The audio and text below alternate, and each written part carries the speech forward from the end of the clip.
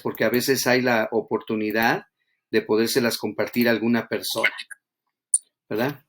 Muy bien, pues dejamos una tarea que fue la pregunta número 7 que dice, escribe con tus propias palabras Primera Tesalonicenses 5, versículos 16 y 18. A ver, ¿tú hiciste tu tarea, Enrique?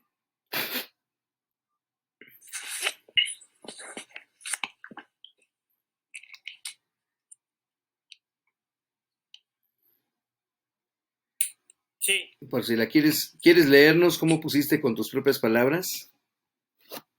Sí, habla de que estemos siempre gozosos. Bueno, con propias palabras dice, pues recibir por parte de Dios lo bueno y también, pues para nosotros a veces es lo malo, pero nos exhorta a estar siempre gozosos y el orar sin cesar. Y algo que es bien importante, que dice que no apaguemos el Espíritu Santo. Sí. Aquí voy a hacer un comentario. Yo, hasta donde yo he entendido, es que cuando yo acepto a Jesucristo, el Espíritu Santo viene y me da todo, ¿verdad? Háblese de los frutos, háblese de, pues sí, todo. Dios me llena, porque es el mismo Dios. Entonces, cuando dice que no apague el Espíritu Santo, es que ese fuego, que yo no lo apague. No tanto, porque a veces cuando escucho pues algunas predicaciones que invocan, que dice que ven oh espíritu de nuevo, pues es que yo digo, pues no tanto que ya salió de mí, sino que simplemente pues que yo no lo estoy reavivando.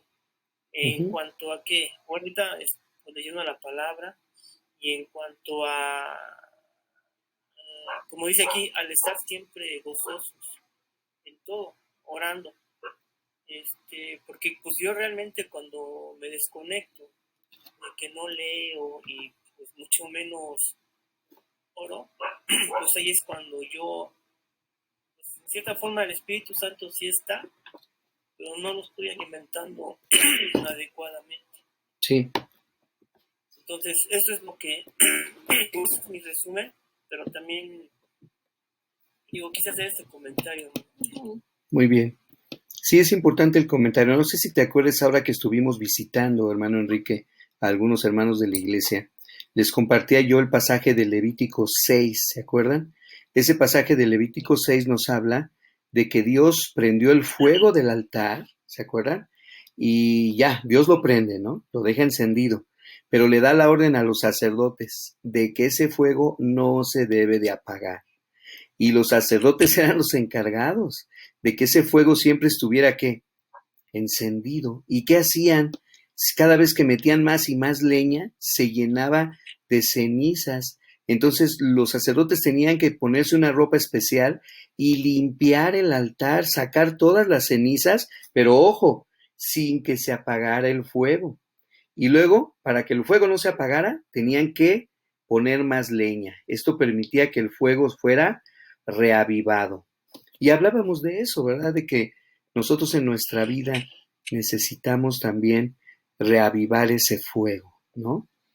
Digo, Dios pudo haberlo prendido o mantenerlo encendido por él, pero le dejó encargado a los sacerdotes y nosotros también ahora somos un pueblo de reyes y sacerdotes, dice la Escritura, y tenemos que tener siempre avivado el fuego en nuestra vida. Ahí dice no apaguéis el espíritu y podemos utilizar otros versículos como el de no entristezcáis el Espíritu Santo de Dios también en otros pasajes. A eso se refiere, ¿verdad? Que no le demos el lugar correspondiente al Espíritu Santo en nuestra vida. Efectivamente no es así como a veces oímos de algunos predicadores, sobre todo pentecostales, que dicen que el Espíritu se va y hay que estarlo pidiendo que venga. Y hasta nos dice, levanten las manos, ¿verdad? Para recibir al Espíritu Santo. Cuando el Espíritu Santo ya está en nosotros, ya vive, ya mora en nosotros, ya somos templo del Espíritu Santo. Muy bien por el comentario. Vamos a pasar a la número 8, vámonos rapidito. La número 8 dice, ¿por qué pidió Dios que Jeremías orara? Acuérdense que aquí cada quien va a buscar el versículo bíblico y el que lo tenga lo puede leer. Este es un pasaje muy conocido, Jeremías 33:3, que dice: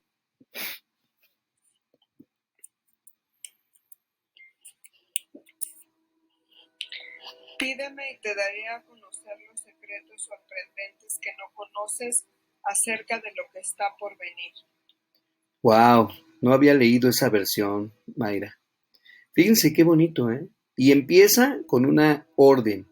Y por eso dice el versículo 8, ¿por qué pidió Dios que Jeremías orara? ¿Eh?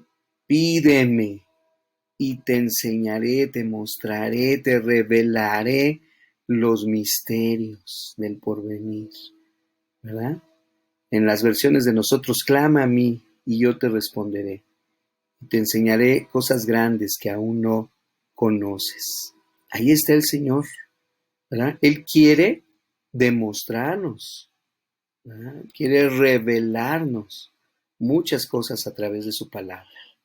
Acuérdense que el tema, por cierto, para los que no estuvieron ayer, estamos viendo el tema de la oración, entonces ya después ahí en sus hojitas van a poder ir contestando todo, ¿verdad? De hecho, esta clase es más larga, a lo mejor vamos a ocuparnos en 3 clases en ella. Luego la número 9 dice, ¿cómo se describe a Dios en Efesios 3:20? A ver, ¿quién la contesta? Efesios 3:20. ¿Cómo se describe a Dios? ¿Quién lo lee?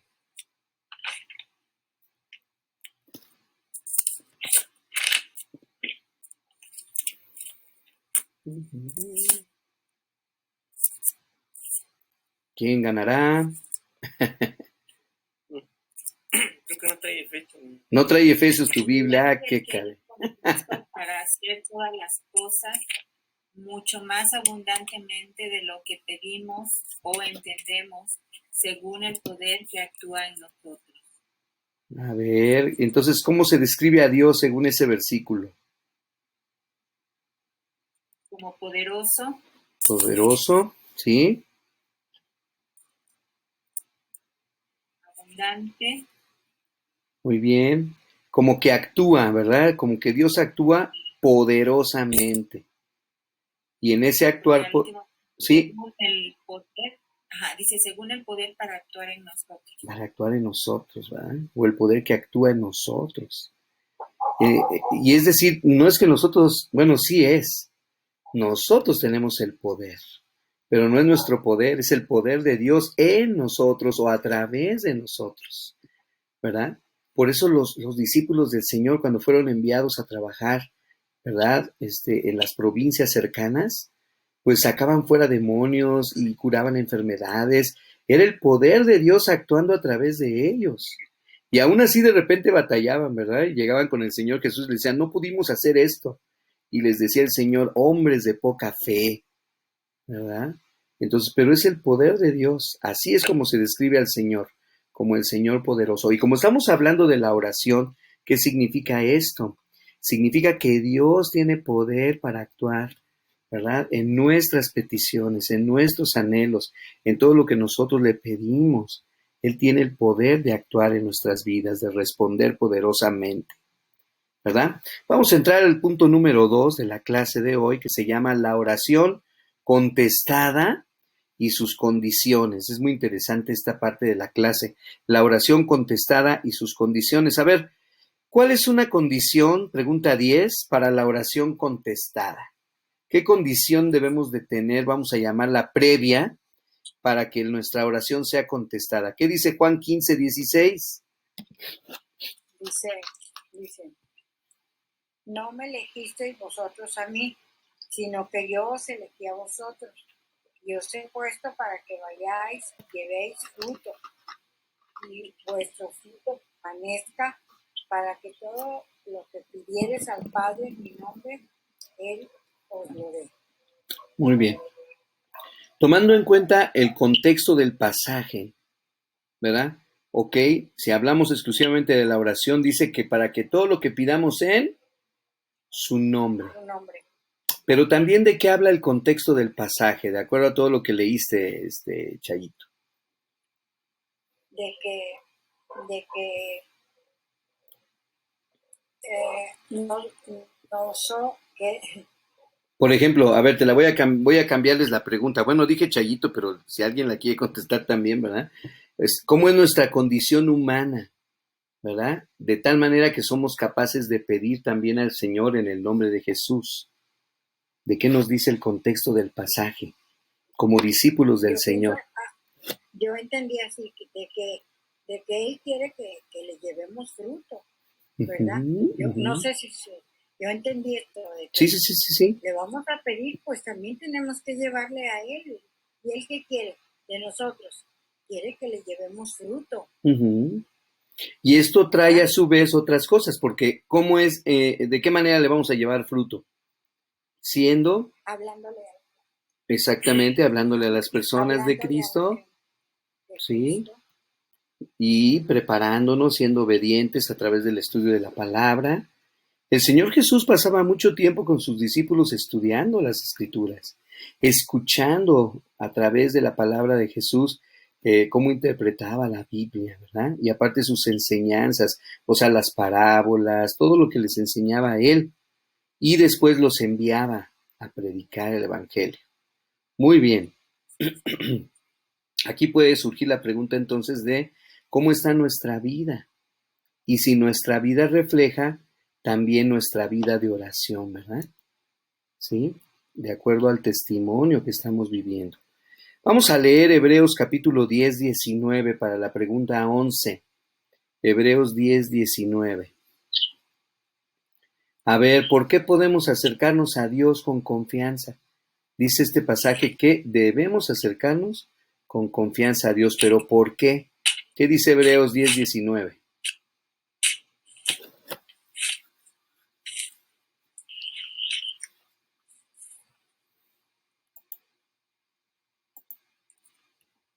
¿Lo leo? ¿Sí? El que lo tenga. Así que, hermanos, teniendo libertad para entrar en el lugar santísimo por la sangre por la sangre de Jesucristo. Ujú. Entonces, ¿por qué podemos acercarnos a Dios con confianza? Porque ahora somos ¿qué? Por salvación. Mira, léelo otra vez, porque acuérdense que en el discipulado tenemos que contestar lo que dice el pasaje. Léelo otra vez, Chayito. Así que, Vean, hermanos, teniendo libertad para entrar en el lugar santísimo por la sangre de Jesucristo. ahí está. ¿Sí? Tenemos libertad. Y esa libertad la hemos recibido por medio de la sangre de nuestro Señor Jesucristo. Y por eso podemos acercarnos confiadamente al trono de la gracia para alcanzar misericordia. ¿Sí? Pero es a través de Cristo Jesús, es a través de su sangre expiatoria que ahora tenemos acceso directo a la presencia de Dios. Y por eso no debemos entrar a la presencia de Dios con miedo, más bien tenemos que entrar, obviamente, con reverencia, pero con confianza. Qué importante es que entremos con confianza a la presencia de nuestro Dios. No por nuestros méritos, porque por nuestros méritos yo creo seríamos como Isaías, ¿no? Que dice Isaías ahí en Isaías capítulo 6, ya soy muerto, porque mis ojos han visto a Jehová de los ejércitos, ¿no? Y yo soy hombre pecador, o sea, Isaías dijo, no, hombre, ya entré aquí y voy a morir porque pues estoy en la misma presencia del Señor y soy un pecador, ¿no? Sin embargo, Dios le permitió acercarse a él. Muy bien.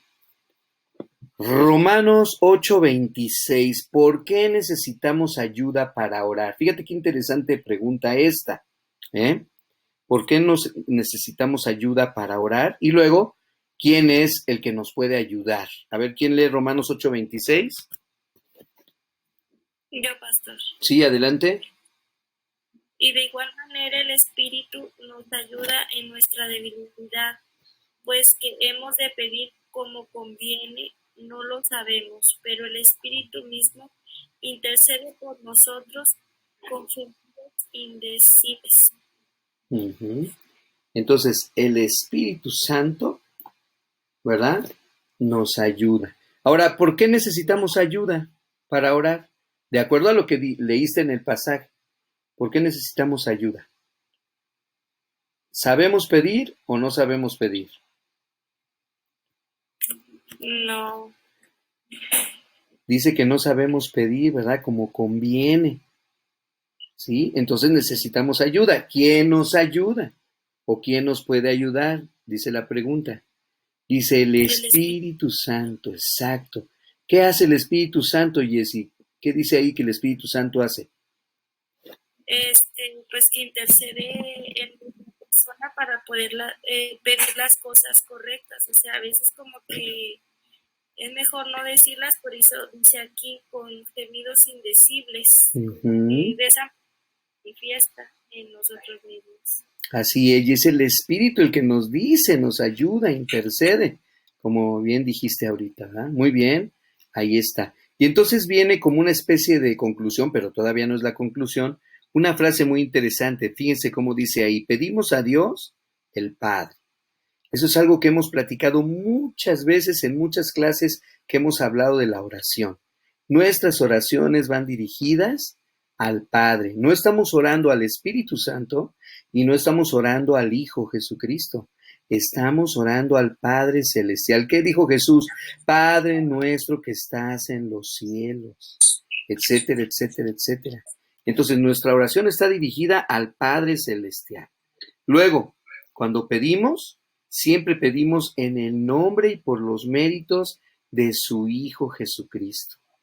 ¿Sí? Por la obra que Él hizo en nosotros, por su perdón, por su poder, pero es en el nombre del Espíritu Santo. ¿Y quién nos ayuda? El Espíritu, perdón, en el nombre de Jesucristo. ¿Y quién nos ayuda? El Espíritu Santo. El Espíritu Santo nos está apoyando, nos está intercediendo para hacerlo de la manera, dice ahí, como conviene a pedir. ¿Sí? Es muy importante que esto quede bien claro en nuestras vidas de discípulos, ¿verdad? Y cuando se lo estemos enseñando a otras personas, también, porque muchas veces pueden equivocarse en sus oraciones, ¿no? Y una manera de hacerlo es constantemente practicarlo para que lo hagan bien. Muy bien, ahí subrayen, los que ya tienen su hojita, pues subrayen toda esa frase que viene ahí. Vamos a la pregunta 13. ¿Cuál ejemplo nos dio Jesús en Lucas 22:42? ¿Cuál ejemplo nos dio Jesús en Lucas 22:42? ¿Quién lo quiere leer? Yo, A ver. Padre, si quieres te pido que quites esta copa de sufrimiento de mí. Sin embargo, quiero que se haga tu voluntad, no la mía. Muy bien, el Señor Jesús estaba pasando por un momento terrible, difícil, un momento donde atentaba su vida, o su vida estaba a punto de ser quitada. ¿Y qué hace Él? ¿Qué le dice al Padre? Pues que se haga de acuerdo a la voluntad de Dios Padre, Ajá. y no a la mía. Y no a la voluntad de Él, exactamente. Ahí vemos la dependencia de Jesús hacia el Padre. El mismísimo Hijo de Dios diciendo que no se haga lo que yo quiero, que se haga la voluntad del Padre. ¿Sí? Muy bien, excelente. Anotamos ahí, ¿cuál ejemplo entonces nos da Jesús? Pues que Él busca, perdón, que se cumpla la voluntad del Padre. Luego, ¿cuál es la condición de oración contestada en Mateo 21:22? Este es uno de los versículos que me aprendí de niño. Mateo 21:22. ¿Quién lo quiere leer? Dice, y todo. Lo que pidiereis en oración creyendo lo recibiréis. Y todo lo que pidiereis en oración creyendo, ajá, lo recibiréis. Entonces, Mayra, ¿cuál es la condición de la oración contestada? Creer. La fe. Cuando nosotros oramos al Señor, tenemos que hacerlo con fe, creyendo que Él va a obrar poderosamente en nuestras vidas. Muy bien. Otra interesante parte de este versículo es que nos dice que todo lo que pidamos, todo, si lo hacemos en oración y creyendo, lo vamos a recibir. El Señor está abriendo una puerta maravillosa. Y cuando ores, dile, Señor, tú dices ahí en Mateo 21:22 que todo lo que pidiéramos, te estamos pidiendo esto en especial. Más si está dentro de la voluntad de Dios, más si el Espíritu Santo está intercediendo en ese momento, en esa oración, la recibiremos. Pero tenemos en nuestros momentos de oración que clamarlo y pedirlo de esa manera. Y el último pasaje de esta tarde dice, según 1 de Juan 5, 14 y 15, a ver, búsquenlo, 1 de Juan 5, 14 y 15, ¿cómo podemos saber que Dios oye nuestras oraciones y que dará contestación a cada una de ellas? Dice, si repetimos la misma oración varias veces, si pedimos con sinceridad o si pedimos según su voluntad. ¿Quién quiere leer 1 de Juan 5, 14 y 15? Y esta es la confianza que tenemos en Él, que si pedimos alguna cosa conforme a su voluntad, Él nos oye. Y si sabemos que Él nos oye en cualquiera cosa que pidamos, sabemos que tenemos las peticiones que le hayamos hecho. Amén. Gracias a Dios. Entonces, ¿cuál de las tres ponemos, Marisol? ¿Cómo podemos saber que Dios oye nuestras oraciones y que va a contestar? Porque se las pedimos conforme a su voluntad. Exactamente, si pedimos según su voluntad.